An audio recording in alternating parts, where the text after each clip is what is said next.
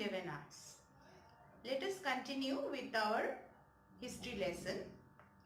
We have already started chapter 3, which deals with the rise of the city-states in Greece and rise of monarchy and empires in other places in the world, especially in our country.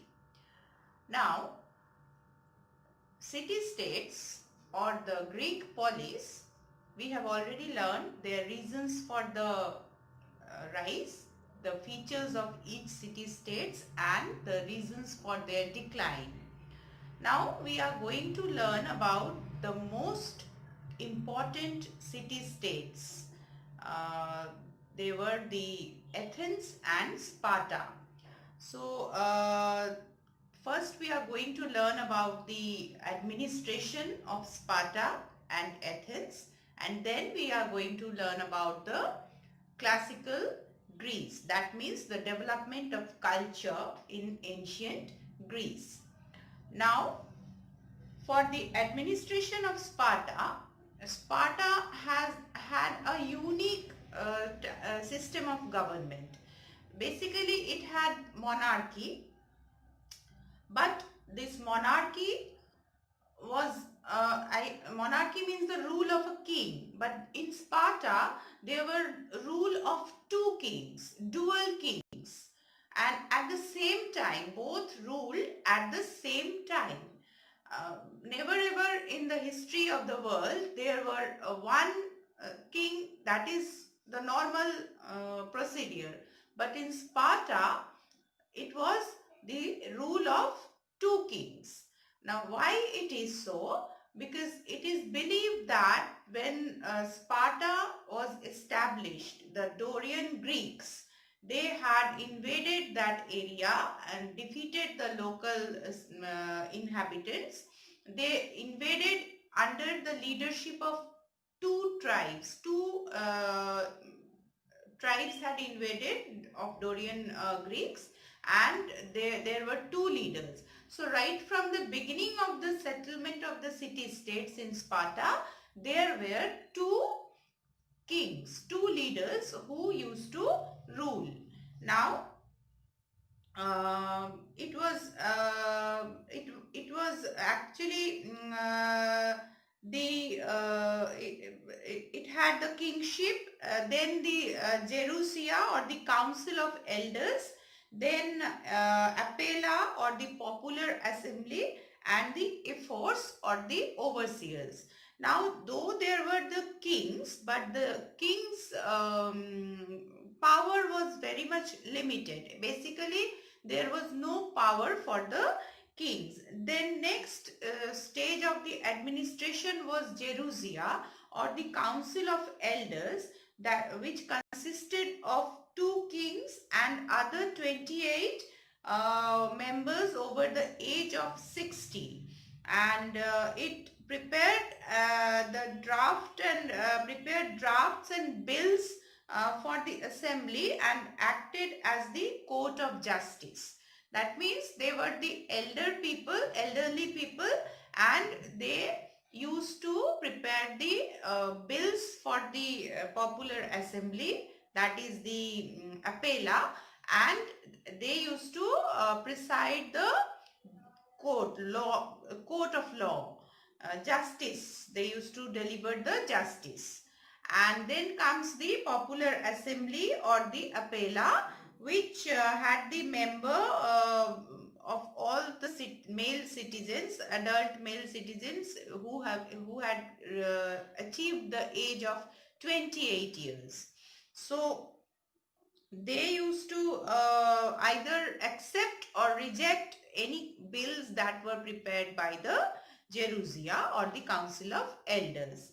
And then the most important aspect of the Spartan administration, that was the Ephors or the overseers. Now the full power, the complete power rested upon these 5 members who belonged to the wealthy families.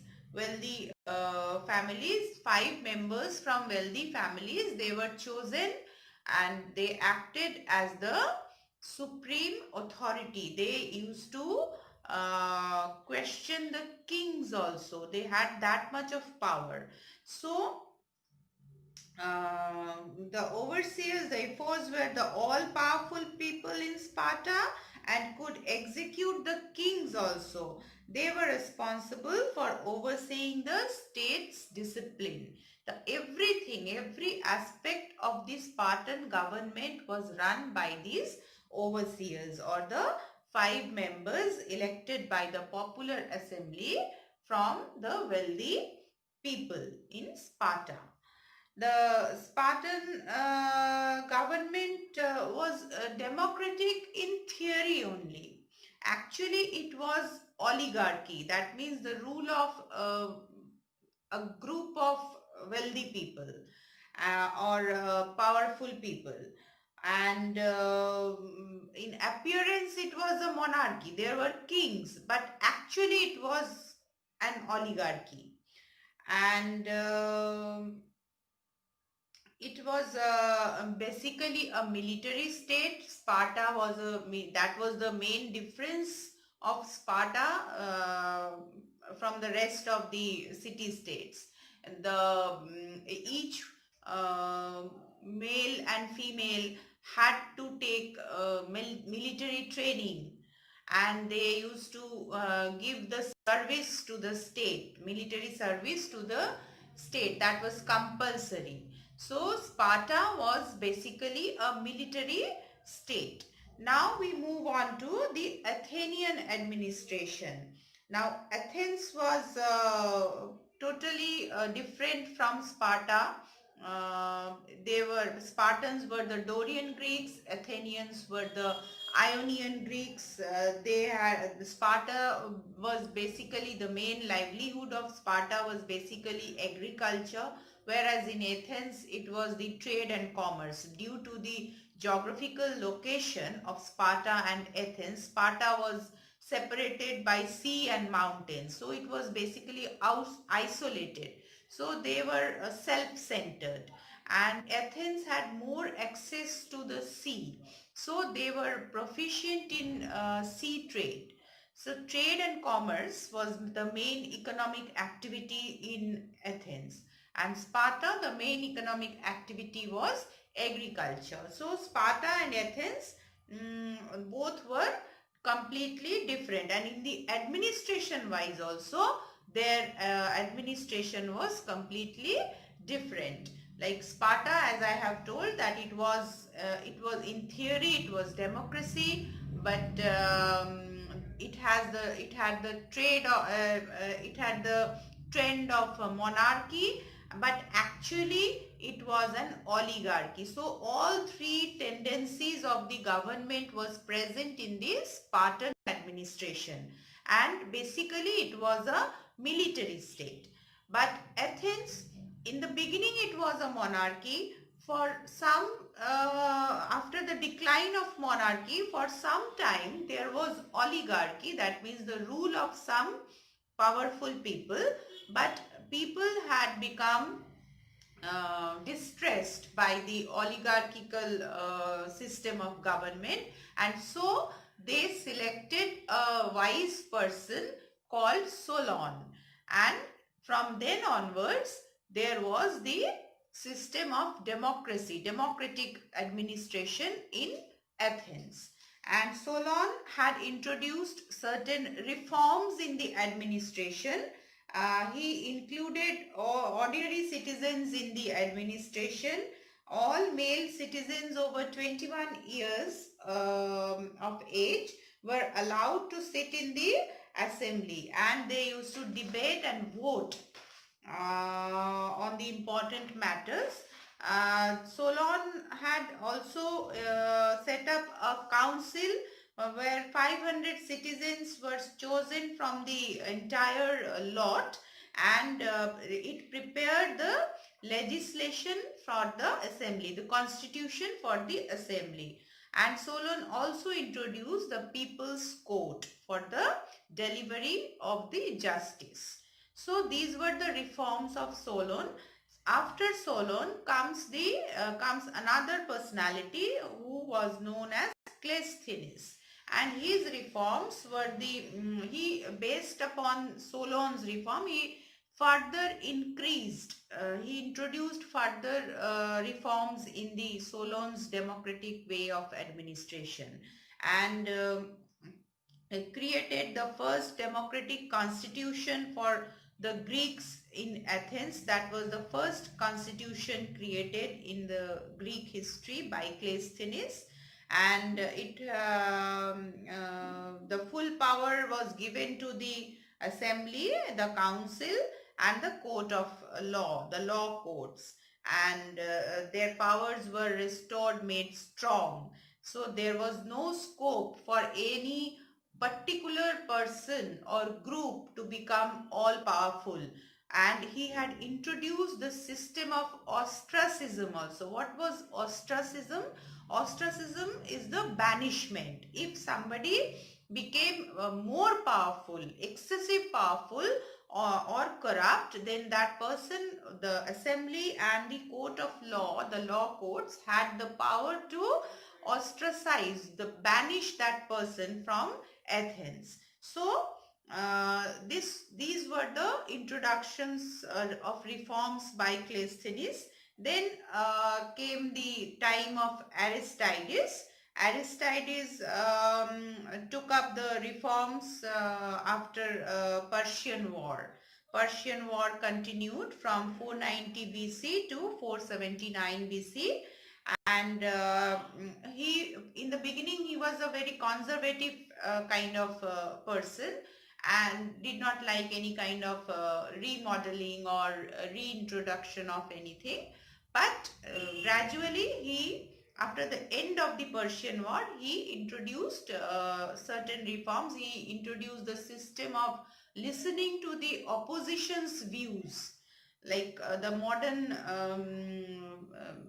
government, how they rule. There is a debate in the assembly between the opposition parties and the government ruling party in the government, and then their debate, after the debate, what is the best, that decision prevails. So this kind of system was first introduced by Aristides in the Greek history, that is in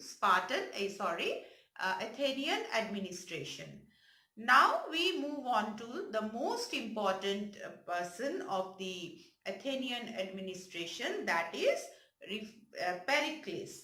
Pericles' age is also known as the golden age in the Athenian history or the history of Greece.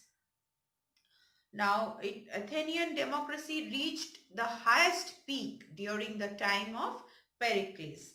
His aims for the reforms were to end the power of the aristocracy and introduce a system of justice for the common people.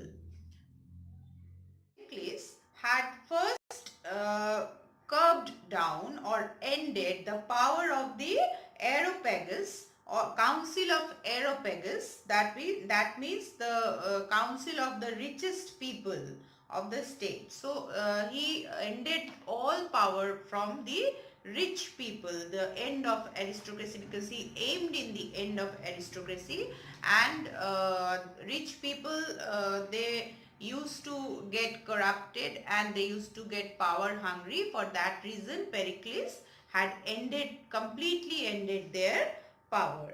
Then he introduced the system of choosing the officials from the entire assembly. He used to choose the person who was eligible and capable.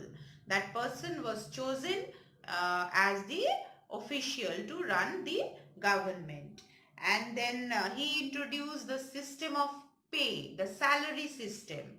In case of paying in kind, he introduced the system of salary, giving them the salary. Okay, and then Then he introduced the taxation system on the rich people who previously did not used to give any kind of revenue. Pericles had introduced the tax system for them also. So the burden of the taxation was borne by the rich section of the society. And then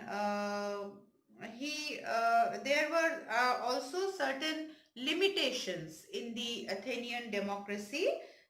They were most of the people, they were not the citizens in Athens, and the number of citizens were very less. So all these councils and assemblies, they had a very small number of people to run the government, enjoyed the political rights, and women were also not included in the citizenship. So there was no power for the women. And Pericles had tried to introduce many reforms, but though he had failed to realize that slave system and democracy, these are two opposites. If you are running a democratic system, slaves are also included in the society. So in democracy, the slaves also have the power to speak. But in Athens, the slave system, slaves did not have any power. So they were the most tortured class, the most deprived class in the society. So Pericles had failed to understand this difference, that in democracy you cannot have the slave system. So these were the administration in Sparta and Athens. Next we will be learning about the classical Greece, or the development of culture in ancient Greece.